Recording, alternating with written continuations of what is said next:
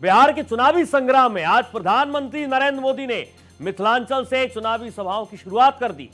समस्तीपुर और फिर बेगूसराय में उन्होंने एनडीए के चुनाव प्रचार में जिन मुद्दों की बुनियाद रखी, उनकी सबसे ज्यादा चर्चा हो रही है।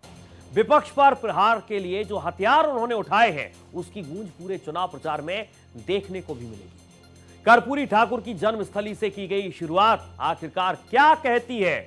जंगल राज से लेकर महागठबंधन पर महागठबंधन वाले तीखे तंज तक में आखिर कितना दम है, बताएंगे आपको। साथ ही दिखाएंगे मिथिलांचल के पाग पर छिड़े संग्राम का क्या हश्र हो सकता है। इस रिपोर्ट को देखिए और समझिए।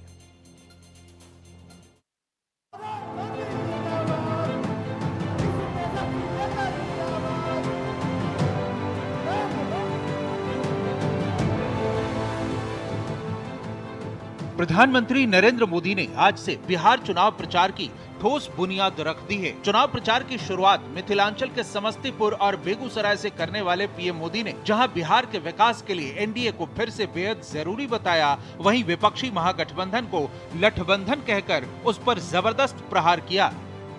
बिहार चुनाव की घोषणा हुई है, तब से हम एक चीज साफ साफ देख रहे हैं, ये सूझबूझ से भरा हुआ नेतृत्व है। वहीं दूसरी तरफ लाठियां भाज रहा महागठबंधन है। ये लोग कैमरे पर आकर कुछ भी बोले, लेकिन पीठ पीछे एक दूसरे की खाल खींच रहे हैं। एक तरफ मिथिलांचल में पीएम मोदी विपक्ष को निशाने पर लेकर जंगल राज की याद दिला रहे थे, तो दूसरी तरफ सीवान में गृह मंत्री अमित शाह जंगल राज के खुलासों से बिहार की सबसे ज्यादा विधायकों वाली पार्टी आरजेडी की बखिया उधेड़ रहे थे। लोकतंत्र के महापर्व का बिगुल बज चुका है। पूरा बिहार कह रहा है, फिर एक बार एनडीए सरकार, फिर एक बार सुशासन सरकार। जंगल राज वालों को दूर रखेगा बिहार। 20 साल तक A category history sheeter Shahabuddin 75 case, 2 कारावास, ट्रिपल मर्डर, एसपीएस सिंगल पर हमला। इसी शहाबुद्दीन के बेटे को रघुनाथपुर से फिर से एक बार लालू ने खुद टिकट देने का काम किया है।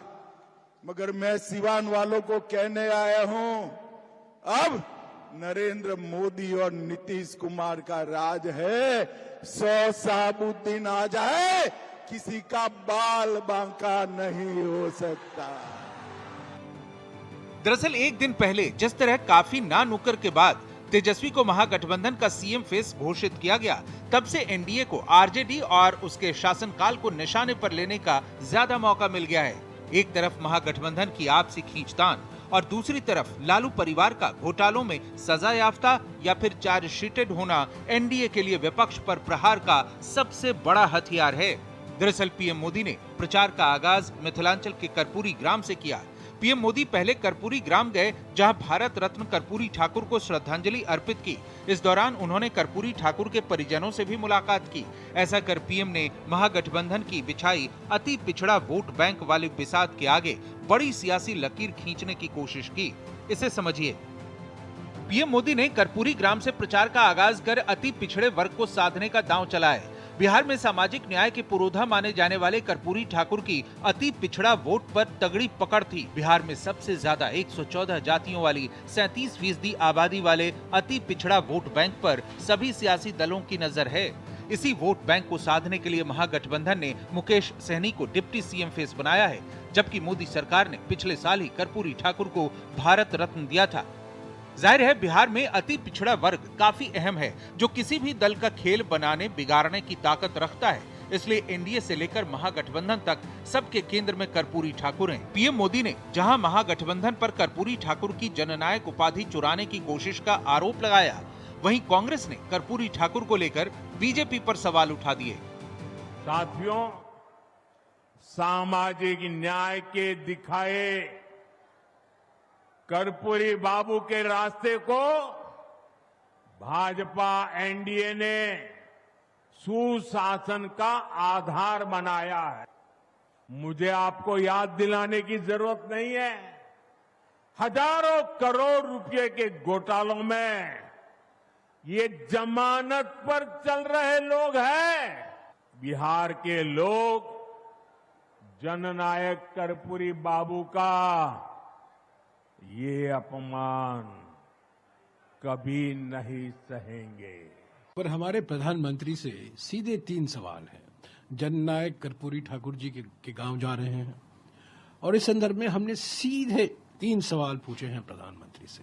पहला सवाल यह है कि क्या ये सच नहीं है कि 1989 अप्रैल के महीने में आरएसएस और जनसंघ दोनों मिलकर कर्पूरी ठाकुर जी की जो सरकार थी, राज्य सरकार थी, उसको गिराया। तो प्रधानमंत्री 28 अप्रैल 2024 को कहते हैं कि जो लोग जाति जनगणना की बात करते हैं उनकी सोच नक्सल सोच है। क्यों? आपकी जो ट्रबल इंजन सरकार है, आप जो डबल इंजन करते हैं, एक्चुअली असली बात यह है कि ट्रबल इंजन है। आपकी ट्रबल इंजन सरकार, आपका मुख्यमंत्री का कोई चेहरा नहीं है। मिथिलांचल में एनडीए को लीड मिला हुआ है। इस क्षेत्र में बीजेपी और सहयोगी दलों की मजबूत पकड़ रही है। मिथिलांचल में बिहार विधानसभा की 60 सीटें आती हैं। इनमें से 40 सीटों पर एनडीए का तो महज 20 सीटों पर महागठबंधन का कब्जा है, जबकि लोकसभा की सभी 10 सीटों पर एनडीए का कब्जा है। सिर्फ समस्तीपुर, दरभंगा और मधुबनी में ही 30 सीटें आती हैं। इनमें से 22 पर एनडीए तो सिर्फ 8 पर महागठबंधन का कब्जा है। एनडीए मिथिलांचल में अपनी इस पकड़ को और मजबूत करना चाहता है। यहां से मोदी के चुनावी शंखनाद में बिहार के मुख्यमंत्री नीतीश कुमार भी साथ रहे। दोनों ने मिलकर एनडीए शासनकाल की उपलब्धियां गिनाई। पीएम मोदी ने दिलचस्प तरीके से लोगों को बताया कि जहां इतनी रोशनी हो वहां लालटेन की क्या जरूरत। एनडीए जदयू बीजेपी की सरकार बनी थी, तब से बिहार के विकास में सब लोग लगे हुए हम लोग, और राज्य में कानून का राज है। सभी क्षेत्रों में तेजी से विकास हो रहा है और फरवरी 2025 के बजट में बिहार में मखाना बोर्ड, एयरपोर्ट की स्थापना, पश्चिमी कोसी नहर के लिए वित्तीय सहायता आदि की घोषणा की गई है। केंद्र के सरकार में इन्होंने देश के कुछ राज्यों में खेलो इंडिया यूथ गेम्स का आयोजन किया था। अब इस वर्ष खेलो इंडिया यूथ गेम्स का आयोजन बिहार में भी किया है। अब इसके लिए बिहार को कितना फायदा हो रहा है। जब इतनी लाइट है, हर एक के हाथ में लाइट है, तो लालटेन चाहिए क्या? साथियों, पूरा देश आपको सुन रहा है, देख रहा है। बिहार को लालटेन और उसके साथी नहीं चाहिए। जबकि दूसरी तरफ मिथिलांचल के दूसरे हिस्से सहरसा के सिमरी बख्तियारपुर में तेजस्वी यादव ने महागठबंधन के लिए चुनाव प्रचार का आगाज किया। इस दौरान उन्होंने एनडीए गठबंधन और बीजेपी को आड़े हाथ लिया। तेजस्वी ने कहा कि बिहार को बिहारी चलाएगा, कोई बाहरी नहीं। साथ ही दरभंगा के केवटी में उन्होंने भी मिथिला की पहचान मखाना पर कहा कि बिहार का मखाना यहीं पैक होगा, बिहार से ही विदेश जाएगा। उन्होंने बिहार में फूड प्रोसेसिंग यूनिट और कृषि आधारित उद्योगों का वादा किया, तो उनकी बहन और आरजेडी सांसद मीसा भारती ने मोदी की रैलियों पर सवाल उठाए। ये 2 लोग गुजरात से आकर के बिहार चलाने का काम कर रहे हैं। बताओ सहरसा के लोगों, बिहार को बिहारी चलाएगा कि बाहरी चलाएगा? अरे बिहार को बिहारी चलाएगा कि बाहरी चलाएगा? सरकार बनेगा तो निवेश आएगा, कारखाने खुलेंगे। मखाने का क्या हो रहा है? केवल लोग बात कर रहा है चुनाव में, चुनाव के बाद भूल जाएगा। लेकिन जब तेजस्वी आएगा तो मखाना का पैकेजिंग वगैरह सब यहीं से विदेश जाएगा, किसी और राज्य मखाना नहीं जाएगा।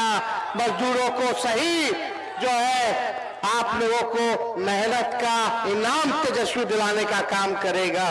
फूड प्रोसेसिंग यूनिट्स खुलेंगे। किस तरह से इस देश के प्रधानमंत्री सरकारी पैसे से कितनी सभाएं इन्होंने चुनाव पूर्व की है, क्या एक बार भी उनको बिहार के बारे में बोलते सुना है कि हम बिहार को बनाने में हमारा क्या योगदान होगा? कोई विजन नहीं है इनके पास। हालांकि मिथिलांचल की अलीनगर सीट पर बीजेपी उम्मीदवार मैथिली ठाकुर की एक सभा में मिथिलांचल की सांस्कृतिक पहचान पाग के अपमान को लेकर बवाल भी हो गया। सिर पर पगड़ी की तरह पहना जाने वाला पाग मिथिला में सम्मान का सबसे बड़ा प्रतीक है। किसी को सम्मानित करने के लिए उसके सिर पर ताज की तरह पाग रखा जाता है। इसके अलावा इस क्षेत्र की कई और पहचान हैं। मिथिलांचल की कोई भी सभा हो, कोई समारोह हो, बिना माछ, मखान, पान और पाग की बात किए पूरी नहीं होती।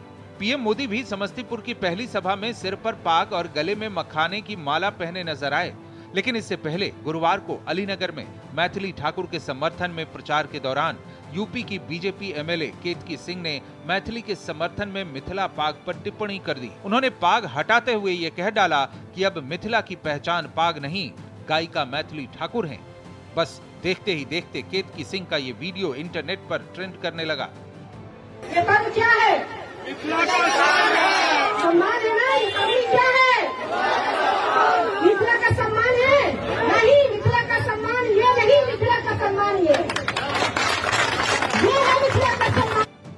बीजेपी विधायक केतकी सिंह की इस टिप्पणी को मिथिला की मान, मर्यादा और सांस्कृतिक मूल्यों का अपमान बताकर इसका विरोध किया जा रहा है। विपक्ष इसे मिथिला की पहचान, सम्मान और स्वाभिमान का घोर अपमान बताकर बीजेपी को घेर रहा है। ये विवाद तब और बढ़ गया जब बीजेपी उम्मीदवार मैथिली ठाकुर गाड़ी पर बैठी पाग को उल्टा कर उसमें मखाना खाती हुई नजर आईं। सवाल है, पाग कोई स्पोर्ट्स कैप नहीं है, बल्कि आत्मसम्मान और सामाजिक गरिमा का प्रतीक है। इस पाग को जब कटोरा की तरह इस्तेमाल करने के वीडियो सामने आए तो विवाद और बढ़ गया। हालांकि बाद में केतकी सिंह और मैथिली ठाकुर ने पाग के अपमान वाले मुद्दे पर अपनी अपनी सफाई दी और मैथिली ठाकुर पाग पहने हुए दूसरे कार्यक्रमों में भी नजर आईं। पाग विवाद के अलावा जिस तरह मिथिलांचल की धरती से पक्ष विपक्ष का प्रचंड चुनावी प्रचार आरंभ हुआ है, चुनाव तक दोनों तरफ के इन मुद्दों की गूंज सुनाई देती रहेगी। Bureau report, Bharat express.